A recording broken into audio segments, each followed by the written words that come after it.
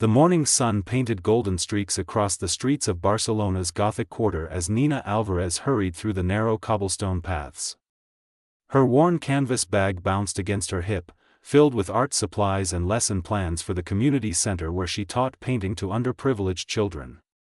At 26, she had built a modest but meaningful life, earning just enough to help her mother Carmen with the bills and support her younger brother Diego through university. Nina's dark curls were pulled back in a simple ponytail, and her sundress, though faded from many washes, was always clean and pressed. She had her mother's warm brown eyes and gentle smile, the kind that made children trust her instantly. Her students adored her, calling her Maestra Nina with genuine affection. The community center paid her a humble salary, but she supplemented her income by selling her watercolor paintings at the weekend market in Placa Real. She had just finished setting up her classroom when her phone buzzed. It was her mother, voice trembling with excitement. "Nina, you will never believe who came to the shop this morning looking for you. Do you remember the Castellanos family from when you were young? Little Victor has returned from America. He is asking about you." Nina's heart stopped. Victor Castellanos. The name alone sent her spiraling back 12 years to a childhood friendship that had shaped everything she had become. They had met when she was 14 and he was 16, two kids from completely different worlds who found magic in their unlikely connection. His family owned half the commercial real estate in Barcelona, while hers struggled to keep their small tailor shop running. But none of that mattered when they explored the city together, sharing dreams under the Mediterranean stars. Victor had been sent to study business at Harvard when he turned 18, groomed to take over the family empire. They had promised to stay in touch, but distance and different lives eventually silenced their communication. Nina had moved forward, building her career as an art teacher, dating occasionally but never seriously. Some part of her heart had remained frozen in that last summer, waiting for something she told herself was foolish to hope for. She arrived at her mother's tailor shop that afternoon to find Victor waiting outside. The boy she remembered had transformed into a man who commanded attention effortlessly. He stood at 6 feet tall, his dark hair perfectly styled, wearing a charcoal suit that probably cost more than her entire wardrobe. But when he turned and those familiar green eyes met hers, she saw the same warmth, the same soul she had known. "Nina," he said, and his voice carried years of longing. "You look exactly as I remembered, but even more beautiful." They went to their old favorite cafe, a tiny place tucked away from tourist crowds where the owner still remembered them. Over cortados and encimadas, they caught up on lost years. Victor told her about Harvard, about his MBA from Stanford, about the pressure of being groomed as successor to the Castellanos empire. His grandfather Roberto, now 83, was ready to step down, but only if Victor could prove he was ready for the responsibility. "But there is a problem," Victor said, his expression darkening. "Grandfather has made succession conditional. He believes the company needs stability, legacy, continuity. He wants me married with an heir before he transfers control. He has given me 6 months, Nina. 6 months to produce a child who will inherit everything, or he will hand the company to my cousin Mateo, who will destroy everything my grandfather built." Nina listened, confused about why he was sharing this with her. Then Victor reached across the table and took her hand, his touch sending electricity through her entire body. "I need your help," he said quietly. "I know this sounds insane, but I trust you more than anyone in this world. I am asking you to have my child, Nina. Not as my wife, at least not in the traditional sense. I will provide everything you need, any amount of money, security for your family, whatever you want. All I need is an heir to satisfy my grandfather's demands." Nina pulled her hand back, shock flooding through her. "You want me to have your baby like some kind of transaction? Victor, do you hear how this sounds? I know it sounds terrible. But please understand, I have spent 12 years building toward this. If I lose the company, hundreds of families who depend on us will suffer. Mateo cares only about profit. He will sell off assets, fire people, destroy my grandfather's legacy. I cannot let that happen. Nina stood up, her chair scraping loudly against the floor. Several patrons turned to look, but she barely noticed. Why me, Victor? You could marry Juliana Mendez or any other society woman your family would approve of. Why come to me with this cold proposal? Because you are the only person I have ever trusted completely, he said, standing to face her. The only person who knew me before the money and pressure consumed everything. Because even after 12 years, you are still the only woman I have ever truly cared about. His words hung in the air between them, raw and honest. Nina felt tears burning behind her eyes. She had dreamed of Victor coming back, had fantasized about reunion in 1,000 different ways. But never like this. Never with such a clinical, desperate proposition. I need time to think, she whispered. This is too much, Victor. You are asking me to change my entire life, to bring a child into the world as part of a business arrangement. He nodded, pulling out a business card and writing something on the back. My private number. Please, Nina. Take all the time you need.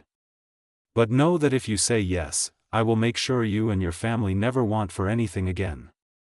And I promise, whatever happens, I will honor you and any child we have together. Nina took the card, her hands shaking. As she walked home through the winding streets of her neighborhood, past the familiar shops and faces, her mind raced with impossible thoughts. What Victor was asking was outrageous, transactional, wrong in so many ways. But there was something he did not know, something she had never told another living soul. Nina had loved Victor Castellanos since she was 14 years old. She had loved him through his absence, through every failed date with other men, through every lonely night. And now he was offering her a chance, however twisted, to have part of him in her life forever. When she reached her small apartment, she sat by the window overlooking the Barcelona skyline and held his card between trembling fingers. She knew what her answer would be, even though it terrified her. She would say yes. Not for the money, though her family desperately needed it. Not for security, though that would be welcome.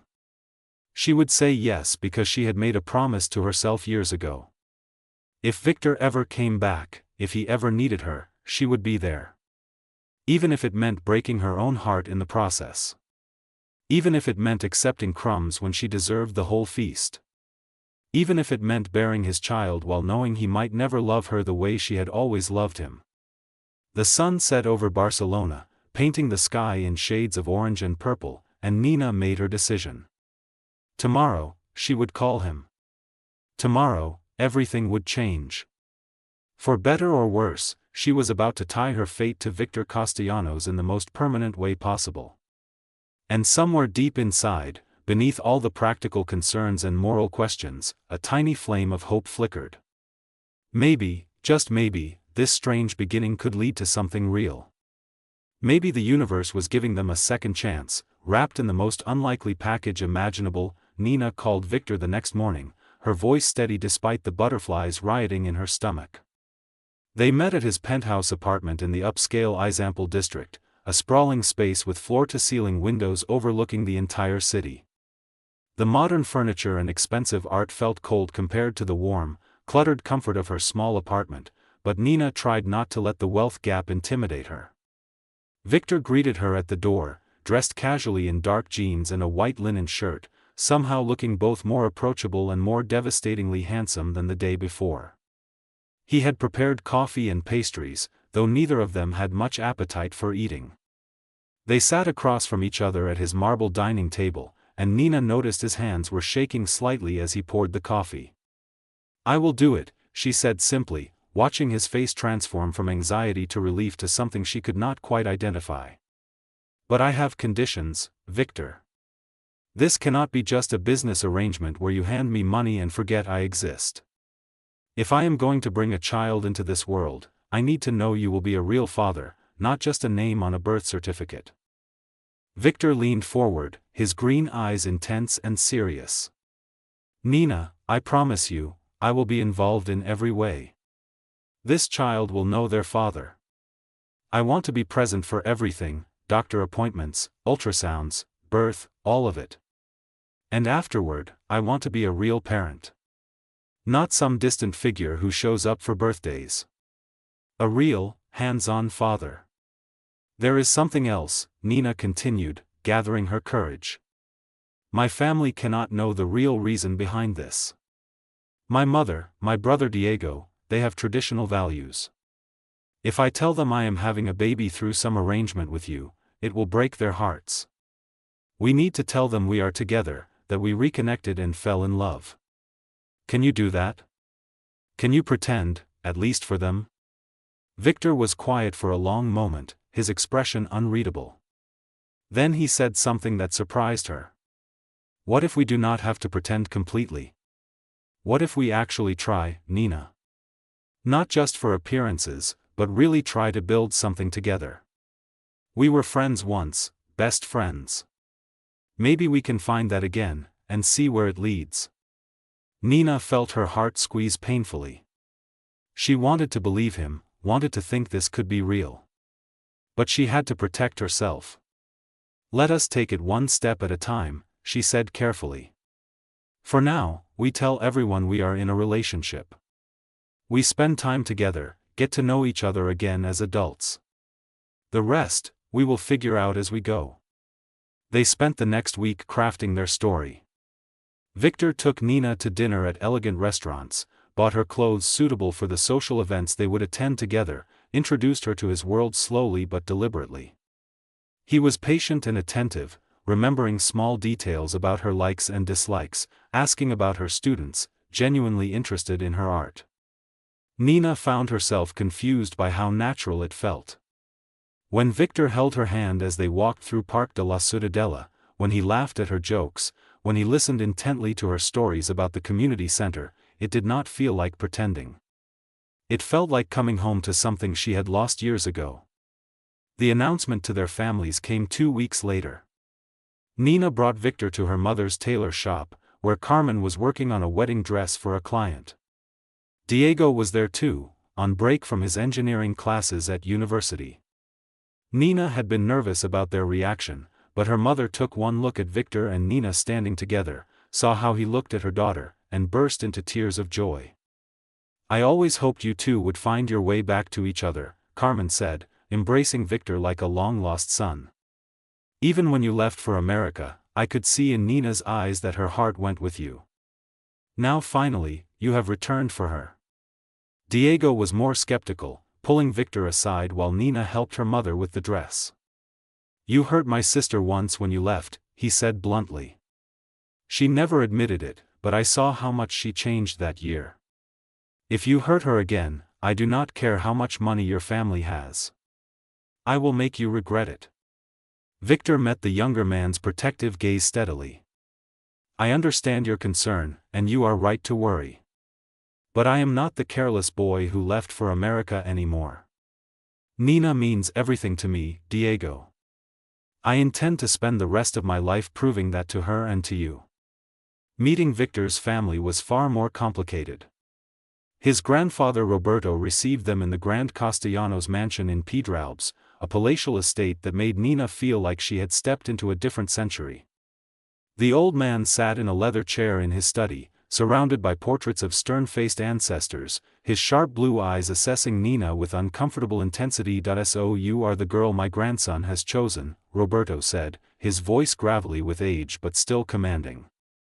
Victor tells me you are an art teacher at some community center. Quite different from the society matches we had arranged for him. Nina felt her spine straighten. With respect, Señor Castellanos, I did not know I was in competition with anyone. Victor and I have known each other since we were young. Our connection is not about social status or business arrangements. The old man's eyes gleamed with something that might have been approval. You have spirit, I see. Good. The Castellanos family needs fresh blood, someone who is not afraid to speak their mind. Tell me, Nina Alvarez, what do you know about running a business empire? Nothing, Nina admitted honestly. But I know about building communities, about understanding what people need, about creating something meaningful from limited resources. Perhaps that perspective could be valuable, even in your world." Roberto studied her for another long moment, then shocked both Nina and Victor by laughing. "She will do," he announced. "Much better than that Mendez girl, who only cared about jewelry and vacation homes. This one has steel in her spine. Marry her quickly, Victor, before she realizes she can do better." The meeting with Victor's parents was chillier. His father, Eduardo, barely acknowledged Nina, while his mother, Catalina, gave her the kind of smile that never reached her eyes.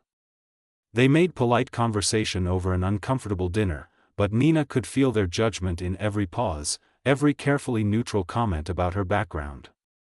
After dinner, Catalina cornered Nina in the powder room. "You should know, dear, that Victor was engaged to Juliana Mendez for 3 years. They were perfect together, from the same world, the same breeding. Juliana was devastated when he broke it off. I do hope you understand the position you are putting him in, socially speaking." Nina met the older woman's gaze calmly. "I am sorry Juliana was hurt. But Victor makes his own choices, and he chose to be with me. I cannot change where I come from, Senora Castellanos, but I can promise you that I care deeply about your son and will never take his trust for granted." The weeks that followed were a whirlwind of activity. Victor took Nina to medical appointments where they learned she was perfectly healthy and capable of conceiving. They attended social functions together, and Nina endured the whispers and stares of Barcelona's elite, who could not understand what Victor Castellanos saw in an art teacher from the Gothic Quarter. Through it all, Victor remained steadfast, defending her, supporting her, making her feel valued despite the pressure. And slowly, Nina began to notice changes in how he looked at her. The touches lingered longer. His eyes followed her across rooms. When they kissed for appearances at public events, there was heat behind it that felt very real. One evening, after a particularly exhausting charity gala where Nina had been snubbed by several society women, Victor brought her back to his penthouse. She kicked off her uncomfortable heels and collapsed on his sofa, emotionally drained. Victor sat beside her, gently massaging her feet without being asked. "You were magnificent tonight," he said softly. "The way you handled Senora Martinez when she made that comment about your dress. I was proud to stand beside you." Nina looked at him, really looked at him, and saw the sincerity in his expression. "Victor, why are you really doing this? And do not tell me it is just about the company. You could have found someone from your world, made this so much easier on yourself." He was quiet for a long time, his hands stilling on her feet. When he finally spoke, his voice was rough with emotion. "Do you remember the last day before I left for Harvard? We were at the beach, and you asked me if I would forget you once I left Barcelona."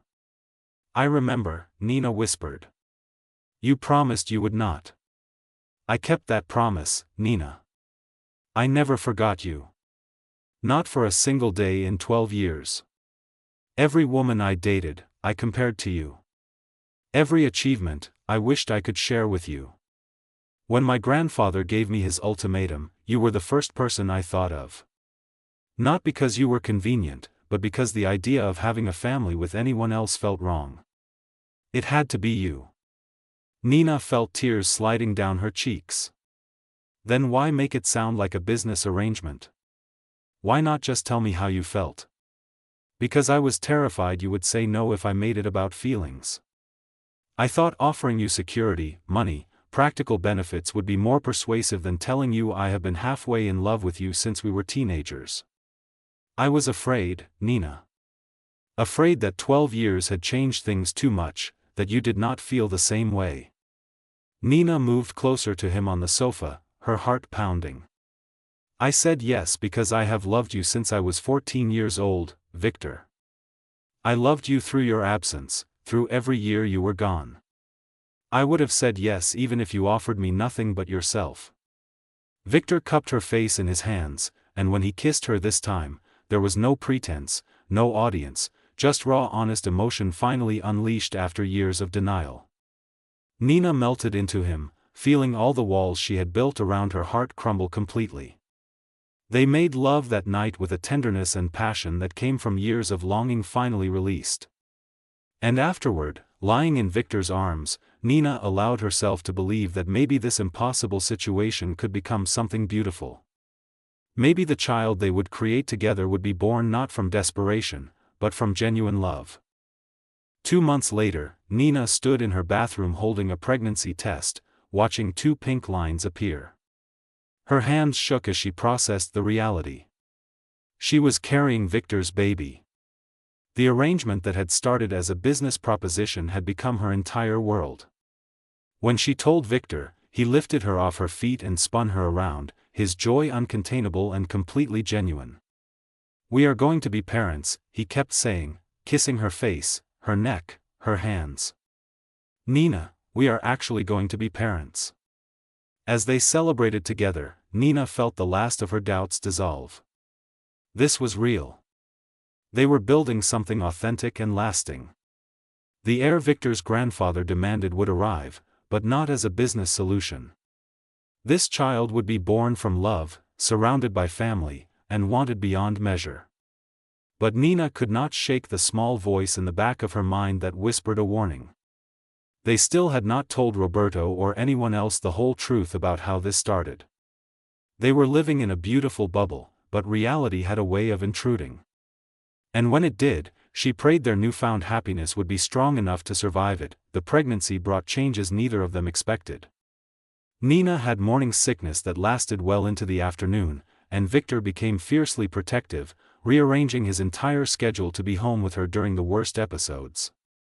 He would hold her hair back, bring her crackers and ginger tea, and sit beside her on the bathroom floor, rubbing her back and telling her stories to distract her from the nausea. At 4 months, when Nina's small baby bump became visible, they hosted a dinner at the Castellanos mansion to officially announce the pregnancy to the extended family.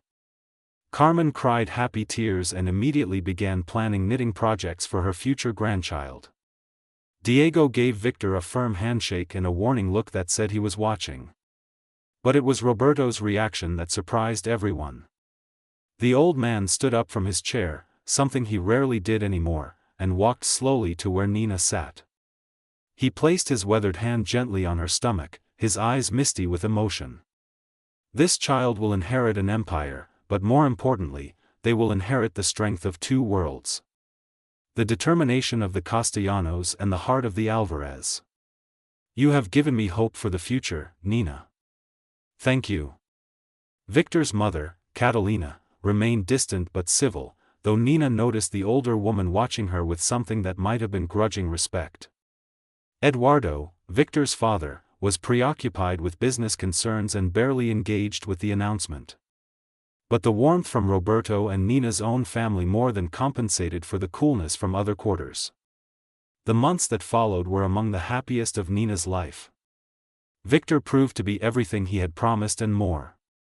He attended every doctor's appointment, asked a million questions, read parenting books with the same intensity he brought to business negotiations.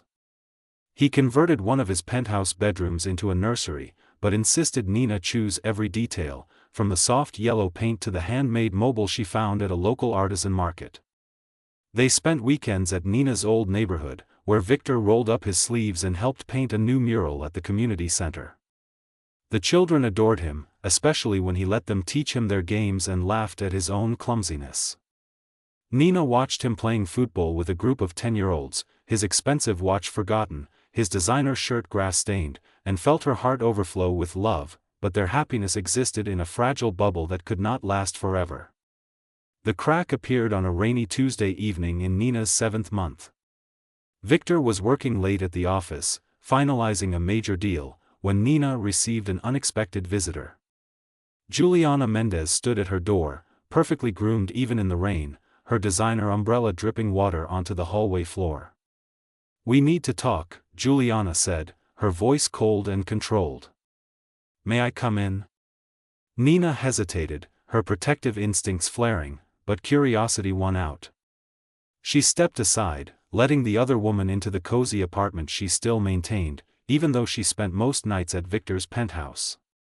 Juliana looked around with barely concealed disdain at the modest furnishings, the student artwork on the walls, the general warmth that money could not buy. "I know why Victor came back for you," Juliana said without preamble. "I know about his grandfather's ultimatum, about the 6-month deadline, about the heir requirement. Did you really think you were special, Nina? You are nothing but a convenient solution to a business problem." Nina felt ice water flood her veins, but she kept her expression neutral. "You do not know anything about Victor and me." Juliana laughed bitterly. "I know everything. Eduardo told my father months ago." They were discussing how unfortunate it was that Victor had to resort to using his childhood friend instead of making a proper alliance with our family. "You are being used, Nina. The moment that baby is born and Roberto signs over the company, Victor will have what he needs. How long do you think he will stay with you then?" The words struck deep because they echoed Nina's own hidden fears, the doubts she thought she had conquered but had only buried. After Juliana left, Nina sat in the growing darkness, her hands on her swollen belly, feeling the baby kick and turn. She thought about all the beautiful moments she had shared with Victor, tried to hold on to them, but Juliana's poison had done its work. When Victor came home that night, exhausted but smiling, carrying takeout from Nina's favorite restaurant, he immediately sensed something was wrong.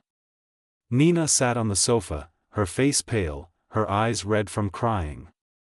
He dropped the food and rushed to her side, panic written across his features. "What happened? Is it the baby? Should I call the doctor?" "Juliana came to see me today," Nina said quietly. "She told me about your father discussing me with her family. About how I am just a convenient solution to your grandfather's business problem. Victor, I need you to be completely honest with me.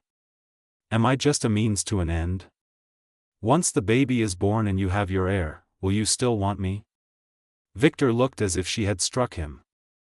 He sank onto the sofa beside her, running his hands through his hair, his face anguished. "I should have told you what my father said. I should have been more open about everything. But Nina, please believe me, whatever this started as, what we have now is completely real." "How can I believe that?" Nina asked, tears streaming down her face. "How can I know you love me and not just what I can give you?" Victor was silent for a long moment, and Nina felt her heart breaking. Then he stood up, pulled out his phone, and made a call. "Grandfather, it is Victor. I need to see you immediately. Tonight." "Yes, it is urgent. I will be there in 20 minutes. He turned to Nina. "Get your coat. We are going to settle this right now." They drove through the rainy Barcelona streets to the Castellanos mansion in tense silence. Roberto was waiting in his study, looking concerned. Eduardo and Catalina had been summoned as well, along with the family lawyer, Señor Ortiz. Victor stood before them all, holding Nina's hand tightly, his expression fierce and determined. "I called you all here to make an announcement," Victor said, his voice steady and strong. "Nina has been told that she is nothing but a convenient solution to a business problem, that I am using her to secure my inheritance. I want to state unequivocally, in front of witnesses and with legal documentation, that this is false." He turned to Señor Ortiz. "I want you to draft documents immediately. I am renouncing any claim to the Castellanos empire that is contingent on marriage or having an heir. If my grandfather still wishes to name me his successor, it will be based solely on my abilities and merit, not on my personal life." "Victor, no," Roberto said sharply. "You are throwing away everything." "I am choosing what matters," Victor corrected. "Grandfather, you taught me that a man's integrity is worth more than all the money in the world. Well, I will not have Nina doubt my integrity or my love for her. I will not let her think for 1 second that she or our child are pawns in a business game." He turned to Nina, still holding her hand, his eyes blazing with conviction. "I love you, Nina Alvarez. I loved you when we were kids, I loved you through 12 years of separation, and I will love you for the rest of my life. If I lose the company because of this, then I lose it. But I will not lose you. Not for any amount of money or power. Nina felt her throat close with emotion. Victor, you have worked your entire life for this. And it means nothing without you, he said simply. Absolutely nothing. Roberto struggled to his feet, his face red with emotion. Sit down, all of you. Señor Ortiz, put away your papers. They will not be needed. The old man walked slowly to where Victor and Nina stood. For weeks, I have been watching you too. I have seen how you look at each other, how you care for one another. I am old, but I am not blind. What you have is real, and it is exactly what this family needs. He turned to Eduardo with surprising sharpness. My son, you disappointed me greatly by speaking about Nina the way you did. She has more character in her little finger than most of the society women you wanted Victor to marry. You owe her an apology. Eduardo looked uncomfortable but managed a stiff apology. Catalina, surprisingly, spoke up. I misjudged you, Nina. I see now that you love my son genuinely. I hope you can forgive a mother's protective instincts. Roberto placed a hand on Victor's shoulder. You have proven yourself in the way that matters most. The company will be yours because you have the integrity to walk away from it. That is the kind of leader we need. He looked at Nina with warmth. And you, my dear, have given us the greatest gift. Not just an heir, but hope. You have reminded us all what really matters. Family. Love.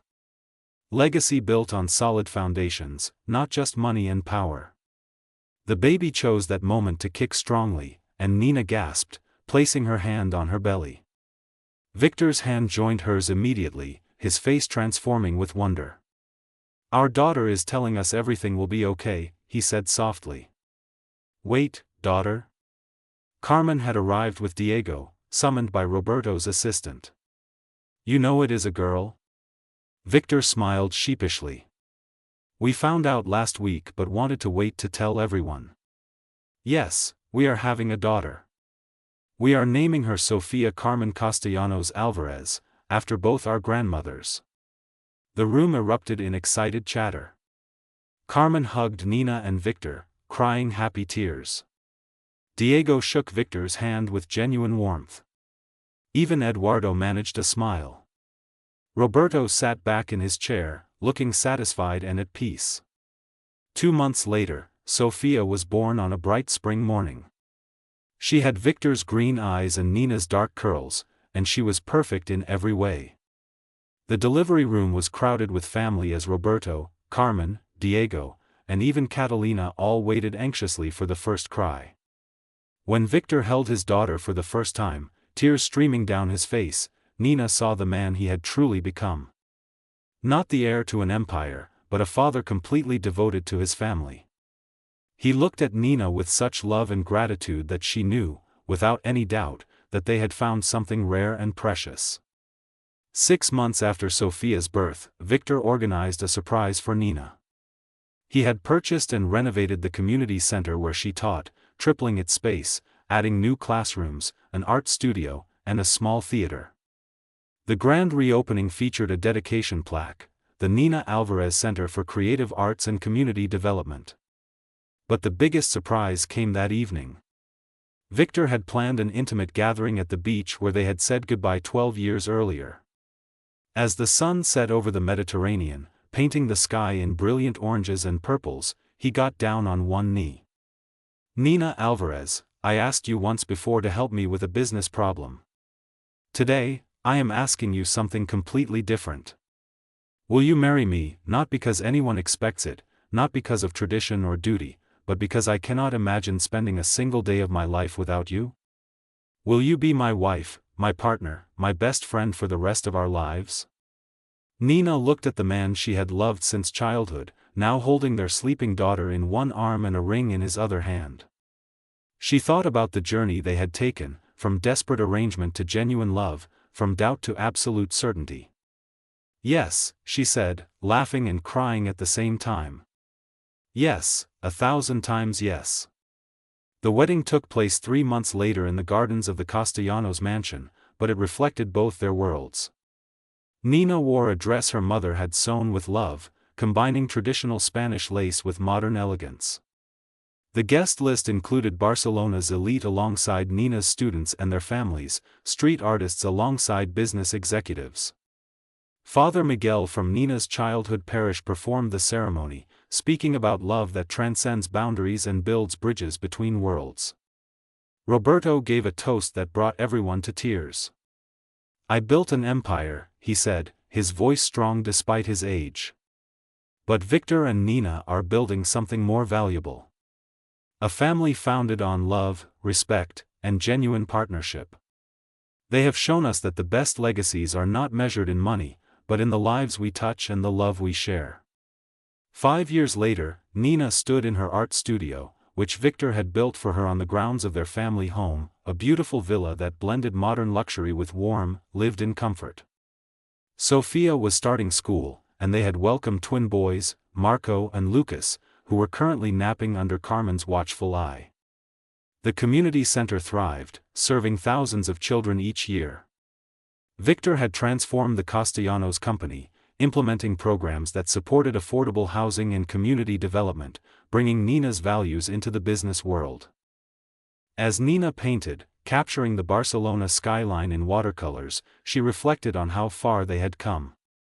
What started as a desperate arrangement had become the greatest love story of her life. Victor had not just kept his promise to be a good father and partner. He had exceeded it in every way, supporting her dreams while building their family with devotion and joy. Victor came into the studio carrying 2 cups of coffee, kissing her paint-splattered cheek. "How is the masterpiece coming?" Nina smiled, leaning into him. "It is perfect, just like our life." And it was. They had proven that love could grow from the most unlikely beginnings, that genuine connection could overcome any obstacle, and that the best inheritance anyone could leave was not money or power, but a legacy of love, integrity, and family built on solid foundations of trust and devotion. Their story had begun with a business proposition, but it had become something infinitely more valuable. A testament to the power of authentic love to transform everything it touches. The end.